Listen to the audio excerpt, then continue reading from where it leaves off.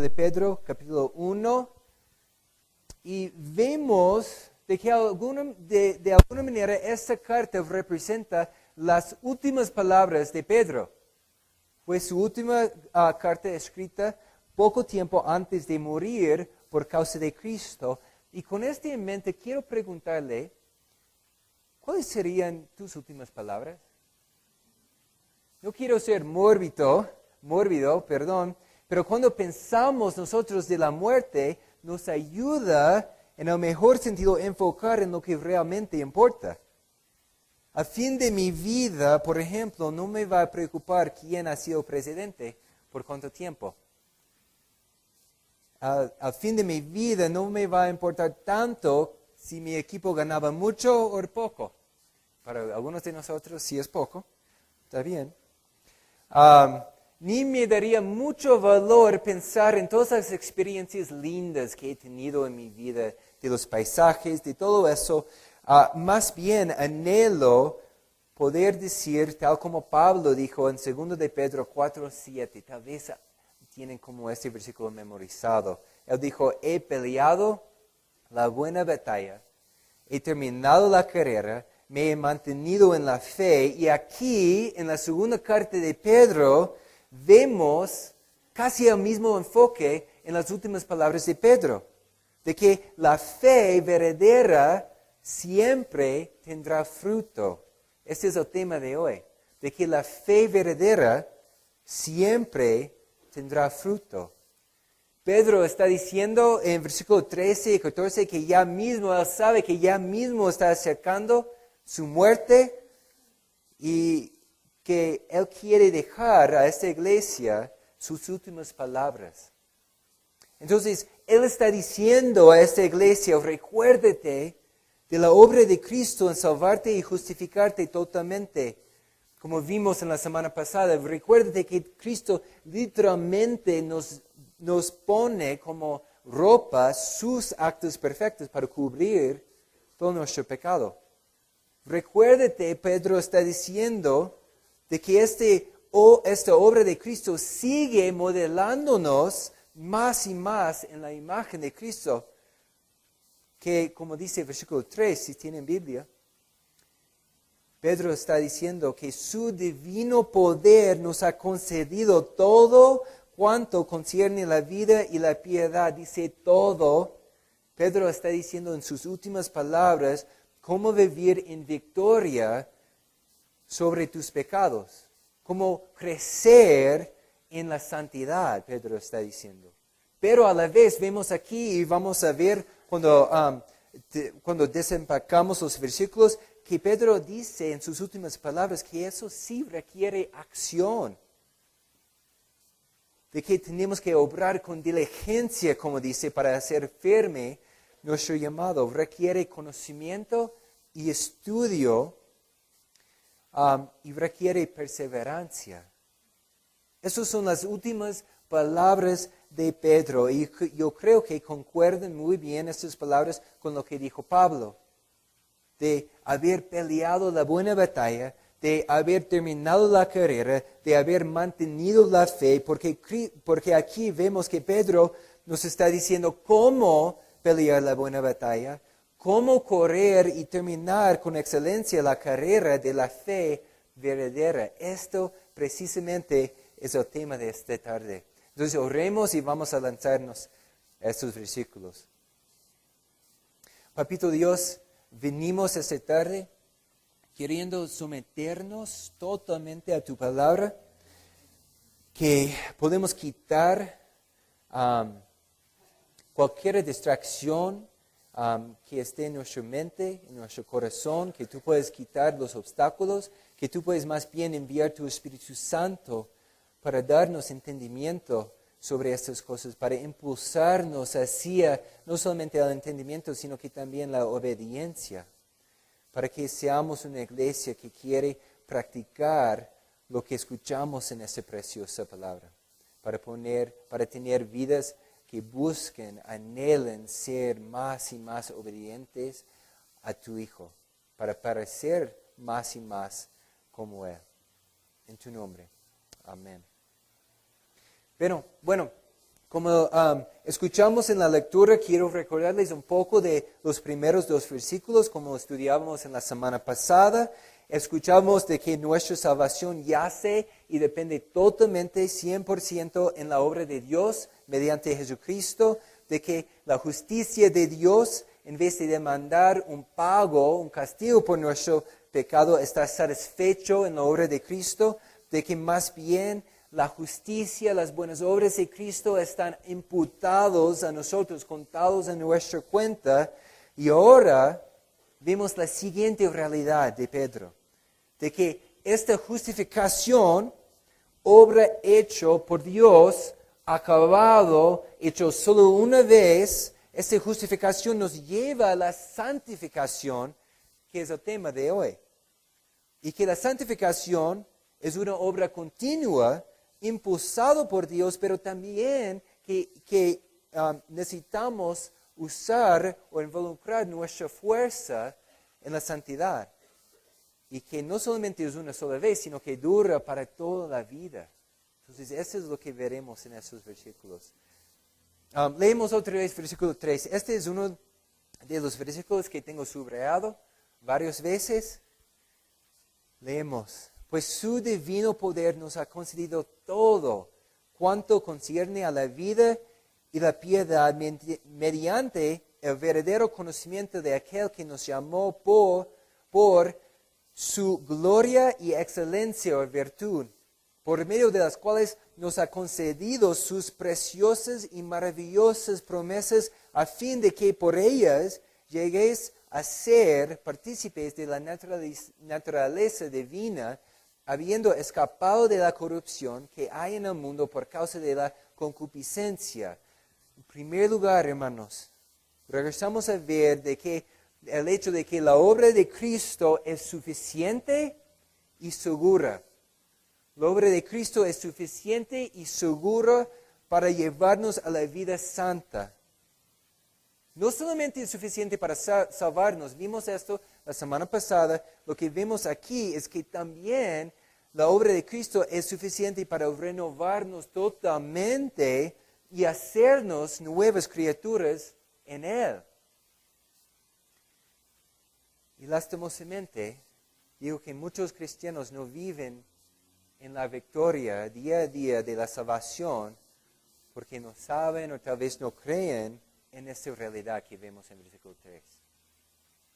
Lastimosamente, más bien, hay muchos que se dan por vencidos, que nunca pueden lograr derrotar cierto pecado en su vida y dejan de intentar. Pero ¿qué dice aquí, hermanos, en versículo 3? Pues su divino poder nos ha concedido, ¿qué es la siguiente palabra? Todo cuanto concierne a la vida y la piedad. Dice aquí todo. Y repito que es una tragedia ver una persona que sí haya captado que el Dios del universo pueda salvarle de sus pecados interiores en la obra inicial de salvación, pero que aún dude que Dios puede darle victoria sobre tal pecado en la vida normal. Duden que Dios puede seguir dándole, como dice, todo cuando concierne a la vida y la piedad. Vea, este versículo, hermanos, enfatiza precisamente el opuesto que un sentido de duda. Dice más bien, los que Dios ha llamado, también les ha dado el poder para vivir en Él en la vida cotidiana. O sea, buscar la santidad o la piedad, como dice la palabra aquí, progresivamente en nuestra vida. Y hermanos, esta palabra aquí que dice ha concedido, viene de una palabra en griego que tiene la idea de una acción pasiva que pasó en el pasado, pero que también tiene una acción en el futuro, resultado, un efecto en el futuro. Entonces sí nos ha concedido, pero sigue dándonos. Esta es la idea de esta palabra cuando dice ha concedido en el presente y en el futuro una promesa aquí. Entonces digo, claramente, creyente, hermano, si eres un creyente, tienes una promesa extraordinaria aquí. El mismo poder divino que te salvó ahora te está dando y seguiría dando. Todo concierne a la vida y la piedad. Es una promesa increíble para nosotros pensar en eso. Pero pon atención, porque según el versículo, ¿cómo es que experimentamos ese poder que mora en nosotros? ¿Qué dice? ¿Cómo es que experimentamos ese poder? Dice, mediante ¿el qué? El verdadero conocimiento. Mediante el verdadero conocimiento de aquel que nos llamó por su gloria y excelencia o virtud. Dice, mediante el verdadero conocimiento. Esa palabra, verdadero conocimiento, en griego refiere a un conocimiento que es a la vez un conocimiento profundo y también un conocimiento genuino. Conocimiento profundo y conocimiento genuino. Y vemos un contraste a este tipo de conocimiento en Mateo 7. Creo que está en la pantalla en Mateo 7. Dice, es fuerte. Dice, no todo el que me dice Señor, Señor entrará en el reino de los cielos, sino solo el que hace la voluntad de mi Padre que está en el cielo. Muchos me dirán en aquel día, Señor, Señor, ¿no profetizamos en tu nombre expulsamos demonios y hicimos muchos milagros?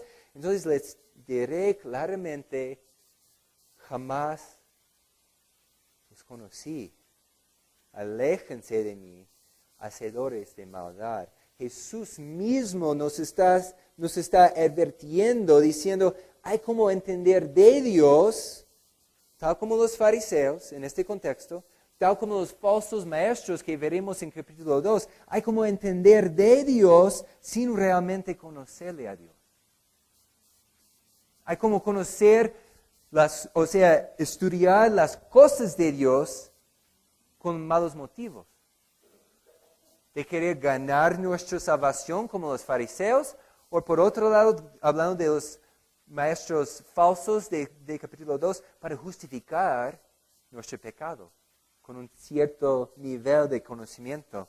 Entonces Jesús está diciendo, no solamente es el conocimiento, es el verdadero conocimiento, que es profundo y genuino. Entonces los fariseos tenían conocimiento profundo, pero no genuino. Y la meta es tener dos aquí. Dice aquí que también, no dice, pero tenemos que pensar de que hay como tener un conocimiento que sí es genuino, pero no profundo también, que tampoco vale.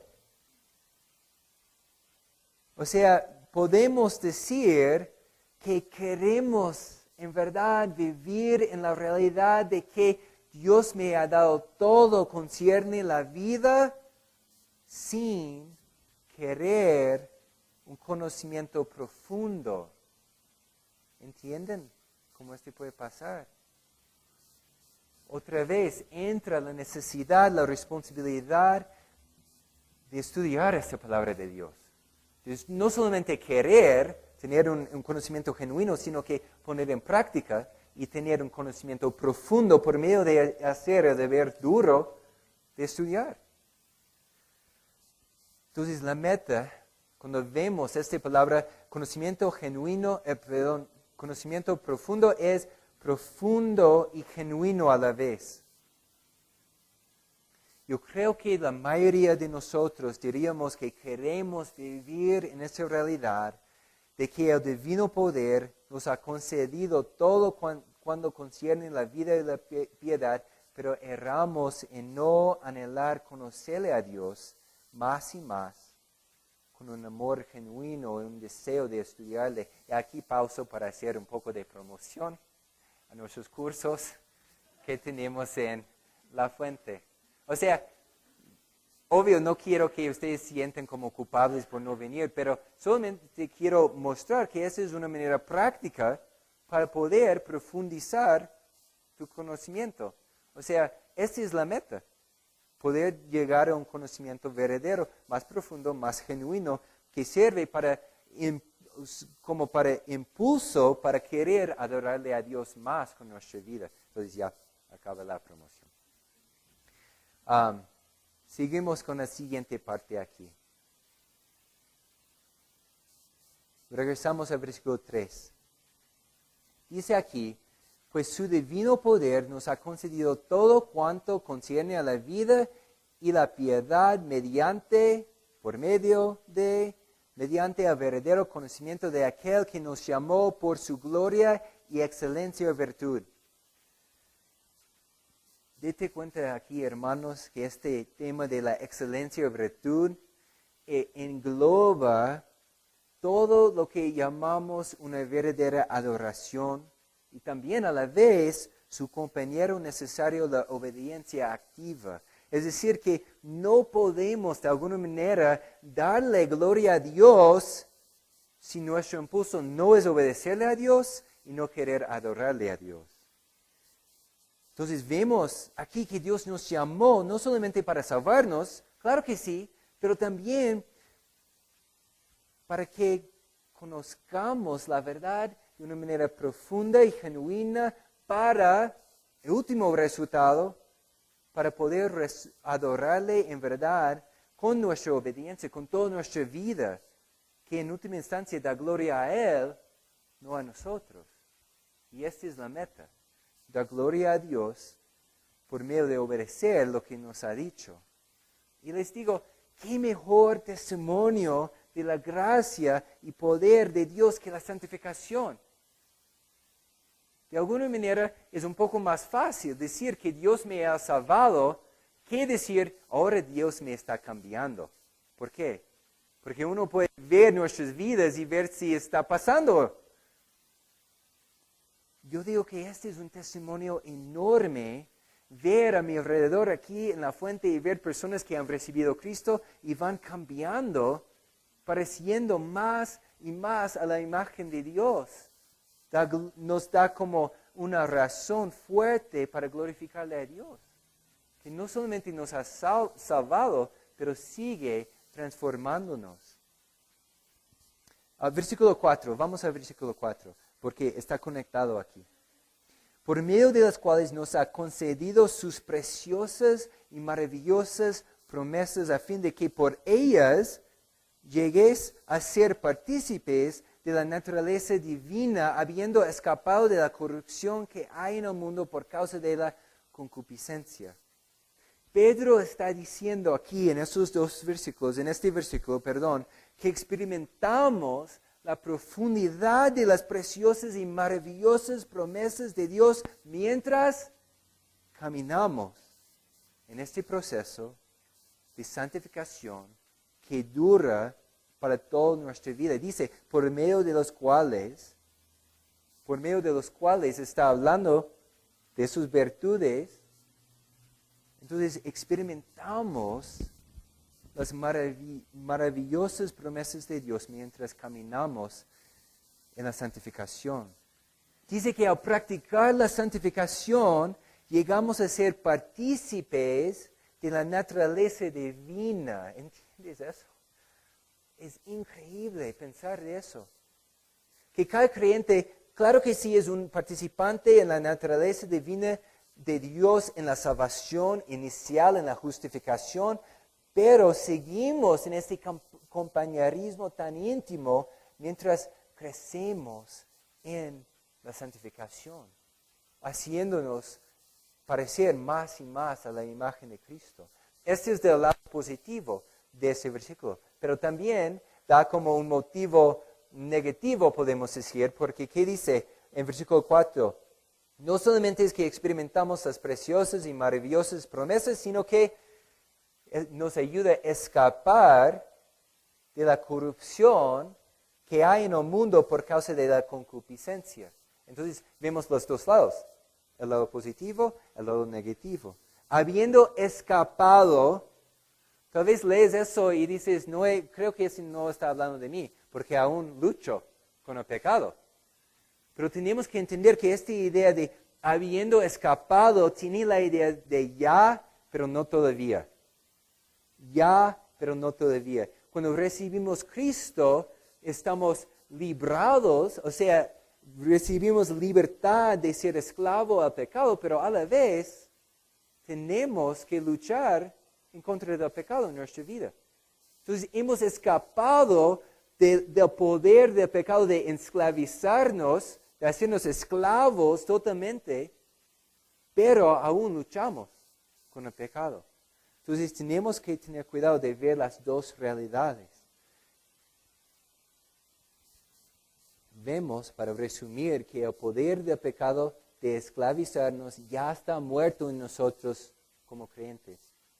Ya hemos escapado de su poder. Esencialmente, en el contexto de ese versículo de 2 de Pedro, ya hemos escapado del poder del pecado mientras practicamos específicamente ¿qué?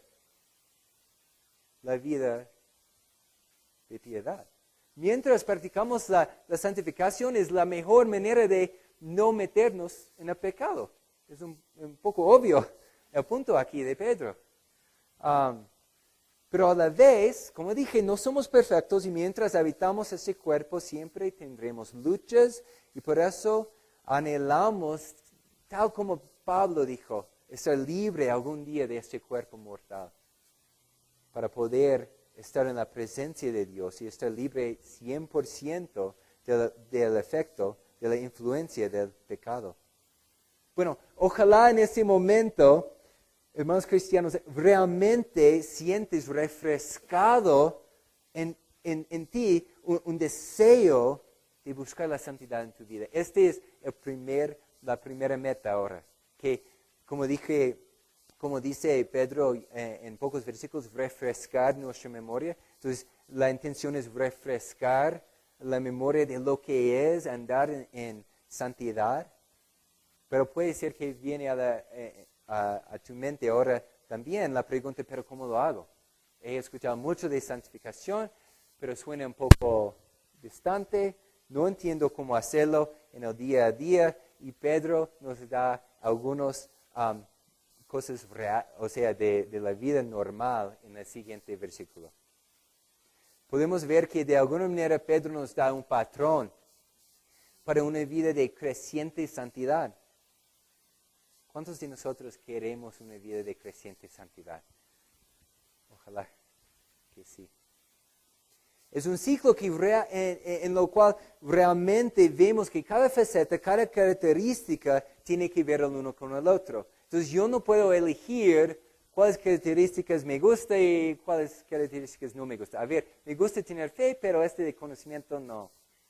No, cada uno tiene que ver el uno con el otro. Y es un ciclo que sabe repetirse. O sea, no puedo decir que ya acabé con ese curso, ese estudio, entonces, por fin llegué a mi meta, no tengo que estudiar mi Biblia, no tengo que hacer estas cosas. No, dura para toda la vida. Entonces leemos en versículo 5 a 8. Por esta razón, obrando con toda diligencia, añadid a vuestra fe virtud, y a la virtud conocimiento, al conocimiento dominio propio, al dominio propio perseverancia, a la perseverancia piedad, y la piedad fraternidad, y la fraternidad amor. ¿Cómo empieza toda esta parte? ¿Cuál es la frase que dice? Por esa razón. Por esa razón quiere decir, basado en todo lo que hemos recibido, por medio de la gracia de Dios en la salvación, basado en lo que ha hecho Cristo, obra con diligencia. Hermanos, no podemos perder, este es un llamado a acción aquí. Es un llamado claro a acción. Y quiero preguntarte, ¿realmente obras con diligencia para añadir esas características a tu vida? ¿O estamos contentos de venir el día domingo, escuchar una prédica y esperar que eso sea suficiente? No, está diciendo que obramos con diligencia. Repito que es un llamado a acción aquí. Y tengo que aclarar, el Evangelio no se opone al esfuerzo, sino que al Evangelio se opone la idea de que por medio de nuestro esfuerzo podemos ganar la aprobación de Dios. Pero no opone el esfuerzo. Más bien el Evangelio dice que nuestro esfuerzo es esencial. Nuestra obediencia no es opcional, sino que es un señal de que realmente hemos sido salvos. Entonces, vamos a meternos en esta lista de esas características de una vida de creciente santidad, pero aquí les doy un deber. ¿Tienen esfero? Anótalo.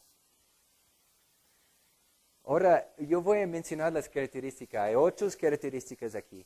Pero obvio que no puedo explicar cada característica con la profundidad que sea posible. Entonces, el deber es regresar a casa entre semana, meterse a este pasaje, estudiar, orar. Dios, deme la fe que necesito. Ayúdame a crecer en la perseverancia. No solamente ver eso como una lista de chequeo, ya no hablo de eso, ya entiendo, sino que orar, pedirle a Dios, ayúdame a poner esto en práctica en mi vida. ¿Ok? Bueno, vamos a la primera. Es interesante que casi siempre en las listas de las características de un creyente empieza con la fe. La fe es tan esencial aquí. Bíblicamente, la fe siempre tiene que ver con acción y la fe bíblicamente se basa siempre no en nosotros, sino que en la persona de Dios. No sé si recuerdan de la semana pasada, pero hay muchas distorsiones de lo que es la fe en nuestro mundo. Pero quiero decir, la fe no es abstracto, no depende de mí y no solamente es una cuestión de sinceridad. Digo eso porque como podemos observar en nuestro mundo, muchas veces dicen cosas acerca de la fe como esto. Tienes que tener fe en ti mismo y puedes cumplir con tus sueños. ¿Cuántos de ustedes han escuchado algo así? Solo 3. Bueno, ya. Solamente tienes que tener fe en ti mismo. Hermanos, esto no es la fe en términos bíblicos. Cuando la Biblia habla de nuestra fe, siempre habla de la realidad de que nuestra fe jamás puede depender de nosotros, sino que siempre depende de Dios, la obra de Cristo en nuestro lugar. El Evangelio, de hecho, empieza con la noticia de que tú no puedes. Tú tienes una necesidad enorme que tú no puedes satisfacer. Debes depender de Dios. Tu fe no depende de ti en primer lugar. En segundo lugar, yo creo que escuchamos mucho en nuestro mundo la idea de que la fe es un asunto de sinceridad. Escuchamos cosas como, lo importante es tener fe. Yo no puedo juzgar tu fe como cristiano, pero tú tampoco puedes juzgar mi fe como budista o X religión. Esta perspectiva de fe habla más de sinceridad que fe, si analizamos esta realidad. Y tengo que decir bien claro de que jamás podemos definir la verdad por medio de la sinceridad. Repito, jamás podemos definir la verdad por medio de la sinceridad. Yo me pongo a pensar de los exploradores hace siglos que estaban convencidos de una manera muy sincera de que el mundo era plano. Y Colón, qué tonto. Muy sincero en su creencia, pero totalmente equivocados. Yo puedo, caer y romper mi brazo y creer sinceramente, no está roto, y hacerlo peor por no ir a un doctor. Vemos en la Biblia que la verdad no depende de nuestra sinceridad. Bíblicamente la fe tiene que ver con acción y acción que está basado siempre en la persona de Cristo y su obra en nuestro lugar. Siguiente, virtud. Virtud. Esta es la misma palabra que vimos en versículo 3, virtud, y es una palabra literalmente que describe excelencia moral. Es la palabra arete, no sé cómo pronunciar, en griego. Y es un término para describir un heroísmo moral o una habilidad otorgada, según las leyendas griegas, una habilidad otorgada de un Dios para poder hacer hechos heroicos. Esa es la idea de virtud. Otra vez, lo que vemos aquí en ese concepto de la virtud es que contiene la idea de que no es posible vivir una fe privada, tener una virtud que no sale al mundo. Más bien, inherente en esta idea de virtud, es la idea de que tu fe tendrá que salir de las cuatro paredes de tu mundo, de tu iglesia, para entrar en el mundo. Y aquí viene una pregunta. Hermano cristiano, ¿ves tu vida de creciente santidad, de querer obedecerle a Dios más y más en cada aspecto de tu vida? ¿Ves esto como un acto realmente de heroísmo? Eso es la idea que vemos aquí. O más lo ves la idea de ser santo, de buscar la santidad, de obedecerle a Dios, más como ser una agua de fiestas. No me gusta esta idea. Para los otros más santos tal vez de la iglesia. No.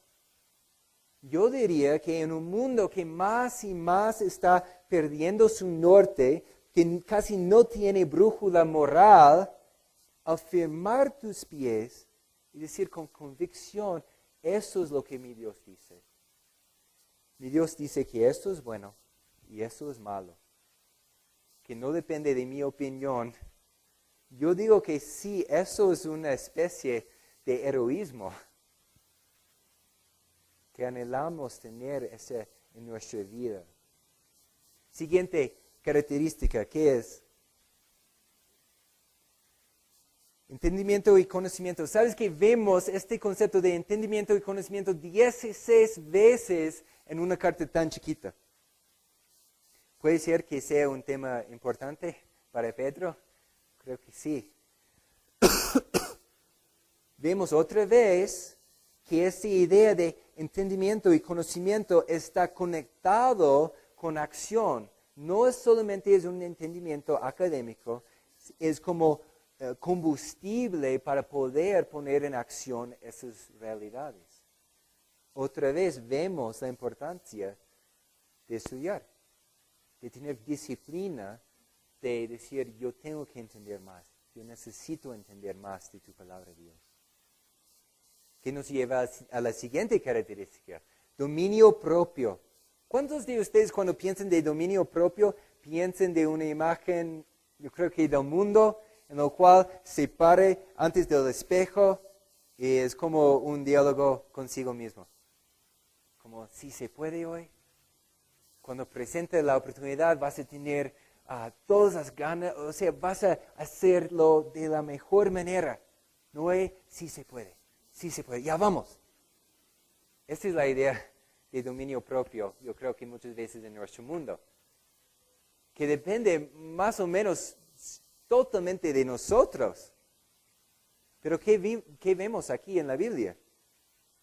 Que el dominio propio no depende de nosotros, más bien depende del poder de Cristo que mora en nosotros por su Espíritu Santo, que nos da la habilidad de querer vivir de una manera que agradece a Dios. De que mi habilidad de tener un dominio propio depende de mi fe, de mi conocimiento, de la perseverancia, de la fraternidad, del amor. Todo está ligado con esas otras características.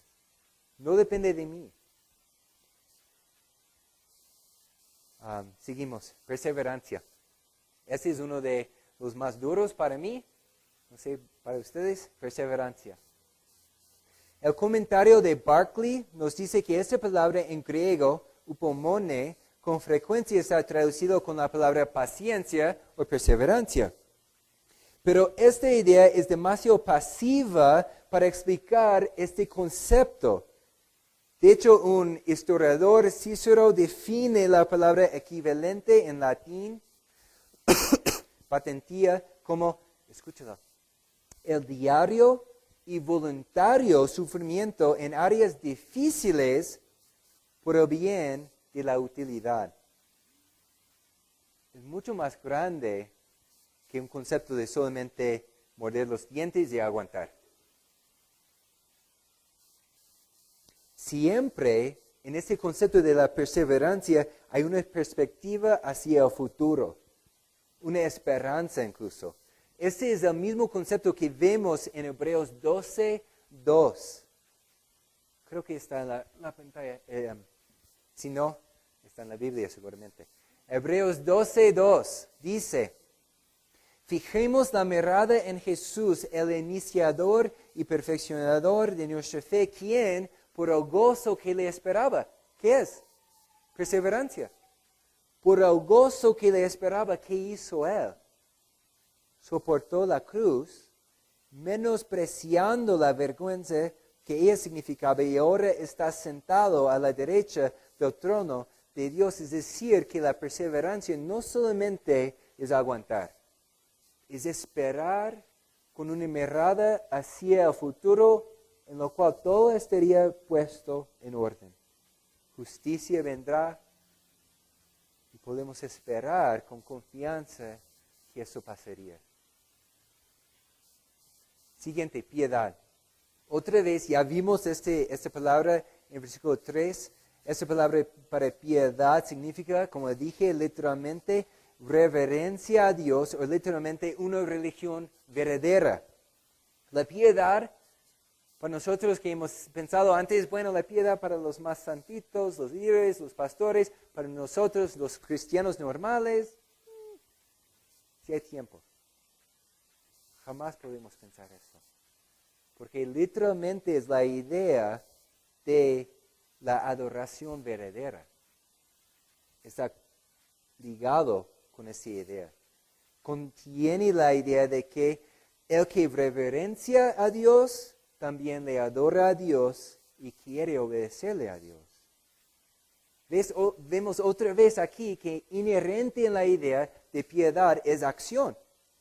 Que nuestra vida respondería a la gracia que hemos recibido con acción que dice, yo quiero someterme a mi vida a cada mandato de tu palabra, Dios. Porque este trae mayor gloria a ti, Dios. Si ustedes son como yo, muchas veces en el pasado yo pensé de la piedad como ser sacerdote o monja. Bueno, no puedo ser monja. Pero fue la idea que vino a la mente.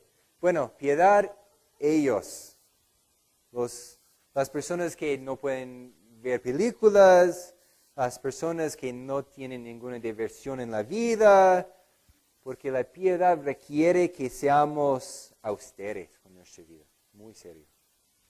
Cuando más bien, hermanos, la idea aquí de la piedad, obvio que sí tenemos que evitar los pecados, pero más bien está enfocado en el lado positivo de entender lo que debemos hacer con nuestra vida. Obedecerle a Dios, glorificarle a Dios con nuestra vida. Piedad. Fraternidad. Casi el último, fraternidad. Puesto sencillamente, si amamos a Dios, vamos a amar a nuestro prójimo. Este fue el resumen de toda la ley según Cristo mismo. Entonces, aquí vemos también que Pedro está diciendo, si en verdad amas a Cristo, vas a tener un amor fraternal para todos los hermanos también. Es una evidencia de que realmente amamos a Cristo. Y el último aquí es amor. Yo creo que Pedro, a propósito, cierre aquí con broche de oro. Porque esa palabra de amor es la palabra agape en griego. Ustedes tal vez han escuchado esta palabra agape antes. Agape es un amor sacrificial que busca el bienestar de los demás, pero también que busca el bienestar de los demás incluso al costo de sí mismo. Y siempre cuando me pongo a pensar de este amor sacrificial, este amor agape, regreso a 1 de Corintios 13. No tenemos tiempo para leer todo este capítulo, pero es interesante como Pablo enfatiza, yo puedo hacer 1,000,000 de cosas. Puedo tener fe para mover montes, puedo hablar en lenguas, puedo profetizar, puedo morir por causa de Cristo, puedo hacer todo eso, pero si no hago con este amor como impulso, ¿qué dice este capítulo? No sirve para nada, inútil. Entonces, yo creo que con este en mente podemos ver el por qué, porque Pedro cierra esta lista con amor.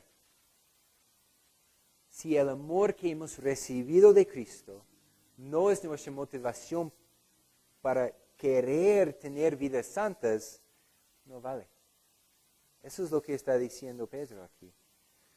Y como ya dije, puedo tomar como creo que 2 o 3 semanas solamente en esta lista, pero ¿qué es tu deber acerca de esta lista? Está bien, puedes hablar. Sí. Estudiar este en casa y orar, Dios, ayúdame a ponerla en práctica. No, lo peor que puede pasar es que ustedes pueden terminar con la celebración, entrar en la casa y regresar a casa y jamás regresar a ver estas realidades. Entonces, este es nuestro deber. Todos nuestros deberes. Ok. Al final, tenemos 3 versículos más. Vamos al final, porque en el final lo que vemos aquí es el resultado de tener estas características en nuestra vida. Los resultados son lo que vemos aquí en versículo 8 a 11. Dice aquí, pues esas virtudes, esas características que acabamos de ver, al estar en vosotros y al abundar, no os dejarán ociosos ni estériles. Creo que nadie quiere ser ocioso ni estéril. No os dejarán ociosos ni estériles en el verdadero conocimiento de nuestro Señor Jesucristo, porque el que carece de estas virtudes es ciego o de corta vista, habiendo olvidado la purificación de sus pecados pasados. Así que, hermanos, sed tantos más diligentes. ¿Para qué? Para hacer firme vuestro llamado y elección de parte de Dios, porque mientras hagáis estas cosas, nunca tropezaréis, pues de esta manera os será concedida ampliamente la entrada al reino de nuestro Señor y Salvador Jesucristo. Bueno, en primer lugar, tengo que aclarar lo que no está diciendo. Porque uno puede sacar algunos de esos versículos fuera de contexto, como el versículo 11, y decir, a ver, dice que puedo perder mi salvación entonces. Si no pongo en práctica, pierdo mi salvación. Y quiero decir desde el primer punto aquí, que eso no es lo que dice ese versículo.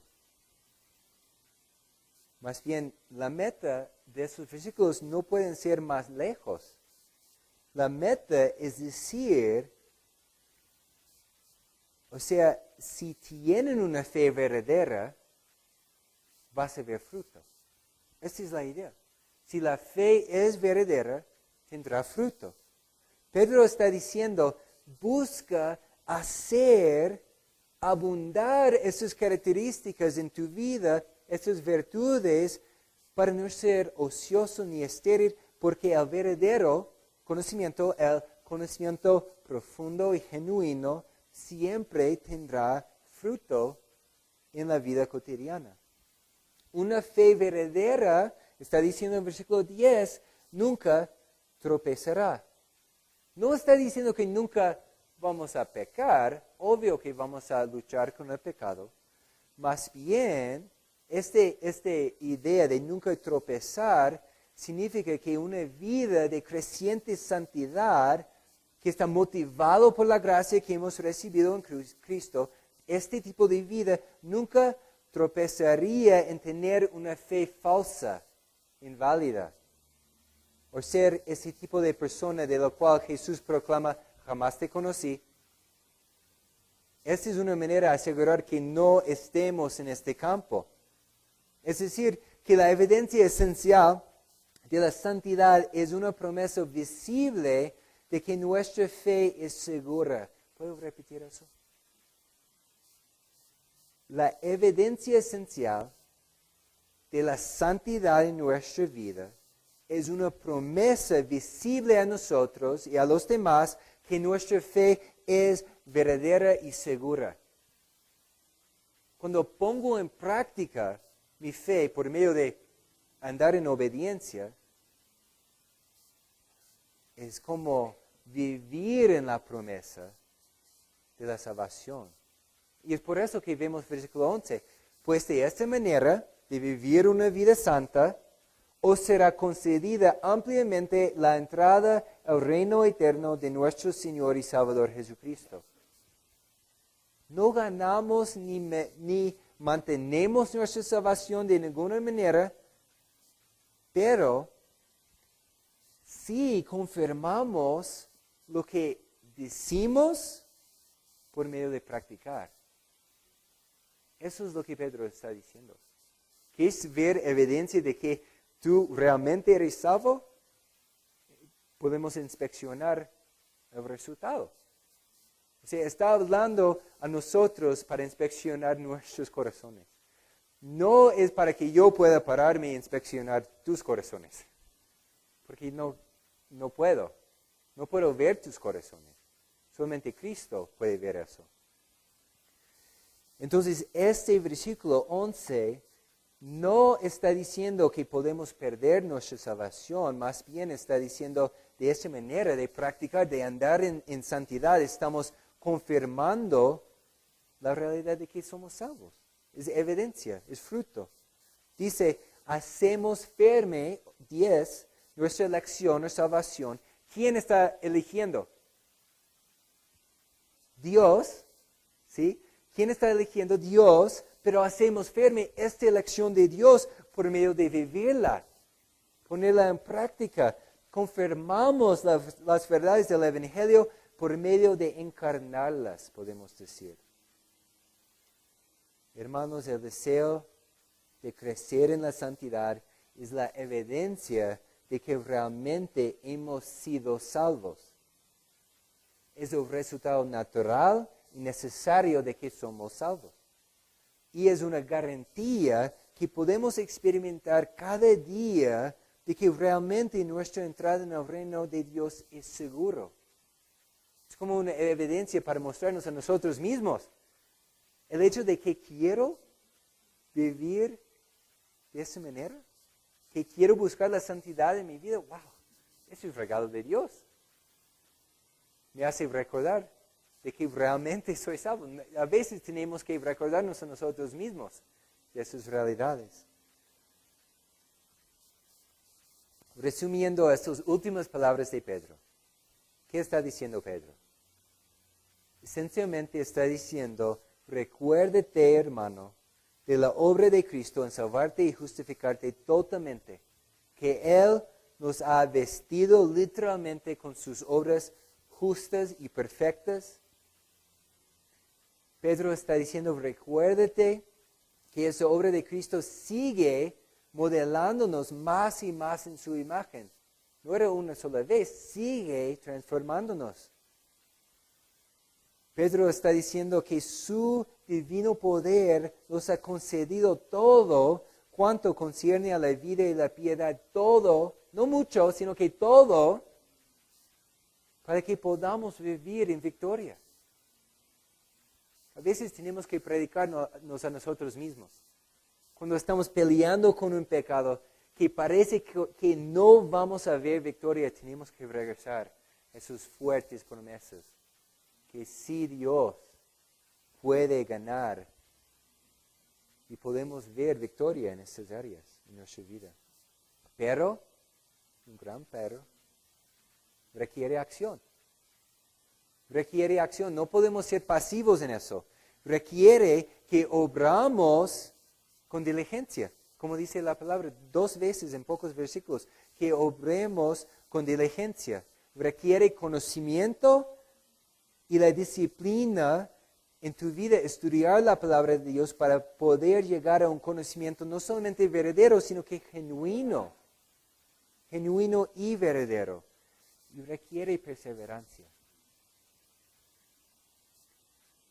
O sea, perseverancia que es una esperanza fuerte basado en la promesa de Dios que Él sí nos cambiaría.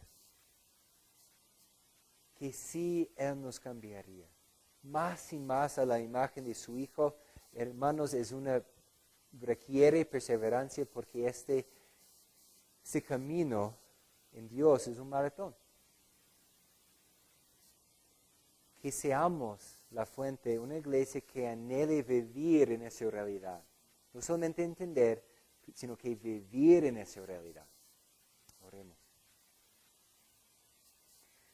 Papito Dios, venimos esta tarde. Yo vengo como maravillando de la gracia sobre gracia de tu salvación.